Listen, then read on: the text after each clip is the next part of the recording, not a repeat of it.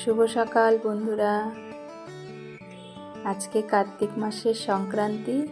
ভোরবেলা উঠে গোপালের পাতা দিয়েছি। এই দেখো, আজকের থেকে শুরু হলো। এখন প্রত্যেক রবিবার ভোরবেলায় এরকমভাবে পাতা পড়বে, আর একদম অঘ্রাণের সংক্রান্তিতে গোপাল পুজো হবে। আমাদের তুলসী বেদিটা তো ছাদে, তখন তো অন্ধকারই থাকে, তাই আমরা নিচেই পাতা দিই। এবারে আমি আর আমার যা মিলে চলে এসেছি পুকুরে পাতা ভাসাতে। চারিদিকটা অন্ধকারই আছে, সবে আলো ফুটছে। আবার পরের রবিবারে ভোরবেলায় একই রকমভাবেই আবার পাতা পড়বে। কাল তো আবার নবান্ন।